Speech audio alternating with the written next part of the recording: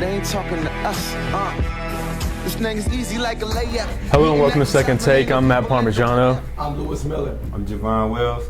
And I'm Demetrius Dillard. Today on our show, we're going to talk a little bit about the NFL, the Super Bowl, and the NBA. The Seattle Seahawks and New England Patriots will face off in the Super Bowl on February 1st. Which team will take home the Lombardi Trophy? See, I'm going to go with the Seahawks. I think the Seahawks are the better all-around team. They got the better defense. They got the better running game. I think the Patriots may have an edge in quarterback right now, but I think the Seahawks have a way to neutralize Tom Brady with the Legion of Boom and their big front seven. I think they can get some pressure on Brady and make him have a little bit of a happy feet type of mentality and just kind of throw his game off and control the game. I'm going to go with the Seahawks. I'm going to agree with him. Seattle Seahawks, I think they're going to put a lot of pressure on Tom Brady, and it's no secret that he can't handle pressure well. So, I mean, he's the greatest quarterback of our era, but he don't like to be pressured, so I'm going to go with Seattle. Okay, I know that the Seahawks defense will come ready to play, and Tom Brady is, throughout his career, has been one of the most efficient quarterbacks in the postseason. So I'm going to have to go with the Patriots on this one. I mean, you got the Seahawks, like I said, do have a strong defense, but I believe that the Patriots offense will overpower the Seahawks defense. I'm going with the Patriots. It's going to be a good competitive game, but the Patriots are going to edge it out. Man, I like to go with the Seahawks on this one, man. The Seattle Seahawks put up the craziest fight the last game. I went against the Packers, right? I ended up watching the game, and I was looking at them. I'm like, man, they're not getting nothing done. That was crazy. I'm going to take a nap. Woke up from the nap and bloody crying because they know. Yeah. And it's just like if they were able to win the game and pull off that much of a fight, then I mean, yeah, you're right. Brady, I mean, let me ask you this though. Okay, now this happens a lot in sports. Okay. You have a team that exerts so much energy, and they have a great comeback victory like that. And then the next game, they just can't. They can't do the same thing. They can't recreate the same emotion because it's such a high that that the next game you can't find that bite. Okay, and I see where you're coming. Okay, I see where you're coming from with that, but I mean this is the Super Bowl, so I think the Super Bowl is going to be their main motivation. If this was just another regular game or something, I think what you're saying could have some bearing. But I think here in the Super Bowl, it's just going to be tons of emotion anyway. So I think they're going to be okay with that. And then also you got to look at it, with the whole Deflategate thing with the Patriots balls and stuff like that in the last game. I think that's really gonna deter them. I think that might throw a little bit of wrench into their preparation, and that could hurt them. I forgot about that. All right, and speaking of Deflategate, as everybody knows, there's a great deal of controversy surrounding the Patriots as they head into the Super Bowl. 11 of New England's 12-team footballs were found to be underinflated during their AFC Championship game against the Indianapolis Colts. The footballs were checked by officials 2.5 hours before the game and were up to specs. So apparently they were tampered with sometime after that. So my question to you guys is, should the Patriots be punished for this, and if so, how? Yes.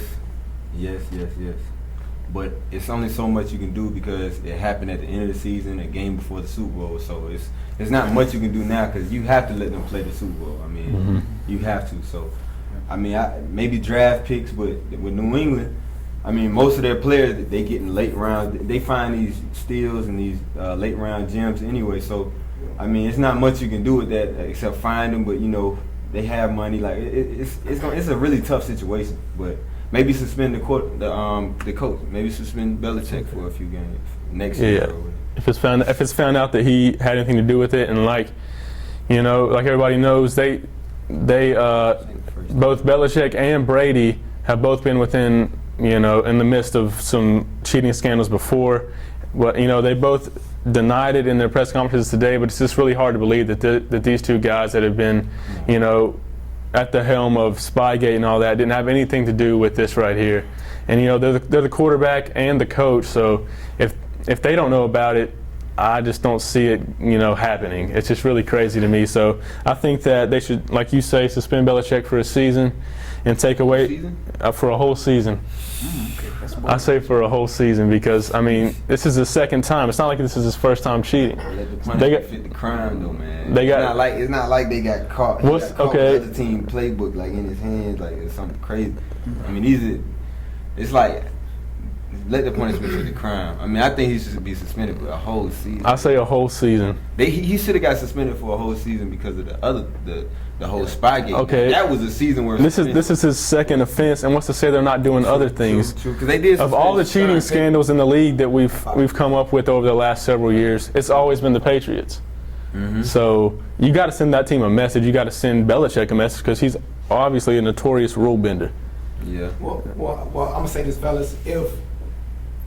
If it was only the Patriots who have the deflated balls, and like the other team did get a chance to use it, hands down, that's cheating. Yeah. That's foul. And that's what like they need the punishment. I'm not sure what the punishment should be right now, honestly. Because like these teams making millions of dollars. Like, what's it going to do to fine them? So much you can do. Smack on the wrist. I honestly cannot say like what I think the punishment. Another thing I'm thinking of too. Maybe you could, like you said, they're draft picks. That's not really going to hurt them because they always find players somewhere. Yeah. So I say you take a little bit of salary cap. You give them a salary cap penalty where they don't have as much salary cap as the other teams or something like that. You can always find some way to hurt this team, but they definitely need to have some type of punishment. They should definitely be punished because the acts that they did were corrupt. The fact that they deflated the balls, I don't think that would have made a difference. They demolished the Colts 45%. They were going to win that game either way. They're going to win that game anyway. But the fact that they went about it in a corrupt way, they should be punished for it monetarily. Even though, like Lewis said, it's just a slap on the wrist. And that's basically my take on it. And also, Marshawn Lynch, they say for celebrating inappropriately in one of these past games, I believe they talked about fining him for that. And I believe he was going to wear gold shoes or gold cleats, and he was going to fine him. Yeah. So it's only logical to fine, what I'm saying? At least. Yeah, this franchise. Fine people for silly stuff like that. Right, yeah. For cheating, you definitely got to fine them. Exactly. And we forget, we forget quickly that Sean Payton was just suspended a whole year for something that he questionably had, his hand in, because they never really figured out what really happened there with the whole hitman and, they put a bounty on players. That had nothing to do with him. That could have just been the players. And he still got suspended the whole year. So you definitely got to suspend him. I feel like you got to suspend him for some time. And in that situation with Peyton, Roger Goodell, the commissioner of the NFL, he said ignorance is not an excuse. So therefore, Belichick, who was being completely ignorant if he didn't know this was happening right under his nose, and same with Brady, they both need to have some type of something happen to them. All right, cool. All right, and now on to the NBA. My hometown team, the Atlanta Hawks, are taking off this year. They are in the number 2 spot in the league, actually. They have the second best record behind Golden State. Are they for real, or are they going to do the same old thing that they've been doing in the past? One playoff round and they out. Are they for real? I'm going to say this. The Atlanta Hawks were prepared this year. People act like, they don't got no LeBron, they don't got this, that, and the third. But if you got a good coach and you got all the pieces that you need to win games, and if the players are confident in the coach's system and they're doing everything that they asked, then of course they're gonna have a successful season like their coach planned. And to me, it's no surprise. Everybody's enjoying playing with each other. Like what it seems like, it doesn't seem to be any controversy or any chaos in the locker room. So I'm not surprised. And you brought something up about Golden State. I don't mean to jump ahead, but I've got to say that I might be tripping. But so which team are you going for? Best player of all time. After seeing what he's doing of all time. I'm talking about Stephen Curry might be the most. He's the best point guard in the league right now, but I wouldn't. Who can stop him? No, he pulling 3, bro. Nobody can stop him. He's the best shooter of all time, I'd say. But he will cross you up. Of all time. He will cross you up. So what are you gonna do against Mike? We're not even. Jordan can't go opposite. All right. Anyway. I'm sorry about it, fellas. Sorry. But he is. I would say the best point guard in our league right now, all around. Because people forget because he can score so well that he can pass the ball very well. So, but as far as the Hawks go, I mean, me personally, I've seen this before, but this is a different Hawks team. Because in the past, the Hawks team, they were struggling to have a superstar. Joe Johnson, who I feel like is not really a superstar, they were forcing him to try to be a superstar. And it would, late in games, you know, he would disappear and we wouldn't get that late night. We wouldn't get that victory. So I feel like this is a different team and nobody cares who gets the credit. And that's big because you'll see the extra pass when that happens. You'll see the extra pass. You'll see, you know, people defending as a team and all that. So, I mean, I think this is a whole different Hawks team and they'll at least get, you know, deep into the playoffs, I feel like. Yeah, I really like this Hawks team too because, you know, they play a lot like the Spurs. You know, they got Coach Mike Budenholzer, who came from the, you know, he was a disciple of Greg Popovich over with the Spurs for several years. So he's brought that system to this team, and they're just a younger version of the Spurs, you know. And that's really scary because we see what the Spurs are doing with, you know, the older guys. So if you get a young team to buy into that type of system, it's going to be scary. And it looks like the Hawks have done that, and it's really great to watch. It's really great to watch. You know, they don't really have, like you said, they have no one star right now, but they have several guys that can be stars on given nights. You know, they've got Jeff Teague, who I think he can be a great point guard in this league. He's already a really, really good one. You know, they got Paul Millsap, who's a very good all-star. He's an all-star power forward, and then Al Horford, you know, their center, could also be an all-star. And then you got Kyle Korver, who's one of the best three-point shooters in the game. Really spaces that team out. They have everything. They have everything. They really do. I really like this Hawks team too. They're an excellent basketball team. They've been playing selfless basketball and great defense. Last night, or the previous game versus the Indiana Pacers, they had double-digit steals, or double-digit steals, and they just tied their franchise record with 14 wins. They're playing Miami tomorrow, and I believe that would be a relatively easy win.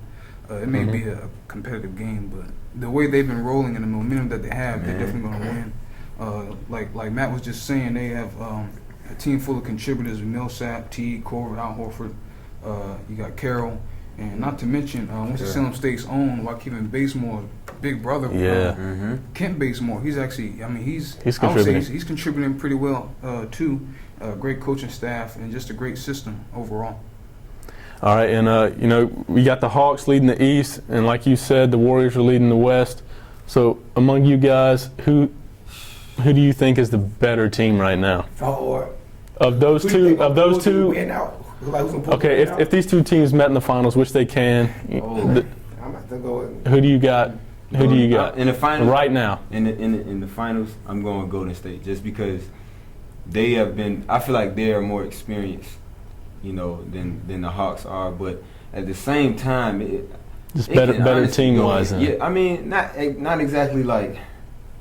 Oh, that's tough. That's tough. I mean, I would go with Golden State because I feel like Steph Curry, at the end in the playoffs, you need that go-to scorer, and that's the only thing I think that'll hurt the Hawks down. They don't have anybody that they can just get a ball to and say, yo, it's 30 seconds left or it's 45 seconds left. We need to get a couple buckets. We need this victory. They don't really have anybody like that. You got Steph Curry, you got Klay Thompson, and then Draymond Green is going to give you something, a big rebound, a big charge. He's going to give you that energy. So I think Golden State will pull out the victory in the finals, but as far as a better team, I really do think the Hawks are a better team. I'm going to say, if I have to go on who's going to win the game, we all know everybody has their own nights, have their off nights. If both teams are on, Golden State is going to win that game because they got Curry, like they got the stars, Splash Brothers, like, you know what I'm saying. And if they own, like, so you saying Golden State? Yeah, if the Hawks on and then Golden State is on as a team. See, and I think Golden State gonna be pouring through. The Warriors play that same selfless ball that the Hawks do, but I think they've just got more star power too to go along with that. You know, they play that type of selfless ball, but they've got the stars also that can create their own shots. That's the thing I think that separates them from the Hawks right now. I think T could eventually become the guy that can be that guy down the stretch for them, but right now I don't think he's there yet. So Agreed. I got to go with the Warriors. I agree with all you fellas. The Warriors will win, but if it were championship series, it would definitely go to 7 games, if not 7 to 6. They wouldn't just walk all over the Hawks because no way. The Hawks are a legit team. They're definitely a legit team. The way that they're playing now, they can definitely contend with the Warriors, possibly beat them if they were to play them tonight. But it would go to 7 games, like Javon was saying. The Warriors just have the offensive edge over the Hawks. So I would definitely, I would go with the Warriors if it was a championship series. 7 games. Because I feel like it's some shots, like in the NBA Finals, that are going to have to be hit by big time players and big time moments. So, I feel like with the Hawks, they playing good offense. Oh, okay, well, if Golden State just gets tough and they play good defense, then you can stop the Hawks. But you can play good defense all you want to on Steph Curry. He gonna get that bucket. Like, you're right. You gotta be real. As a defender, you hate guard somebody like that. What? You don't know what he's gonna do. You go to help. He dish out to somebody else. Klay Thompson. He's got Klay Thompson. Somebody rush out. Draymond Green. He drop at you. It's a lot. All right. Well, that ends it for the day. Appreciate you guys watching. We're out. Non-debatable, so don't talk to us. I take my all-stars like it's diamonds on my t-shirt. Undefeated in belts, check out that wordplay.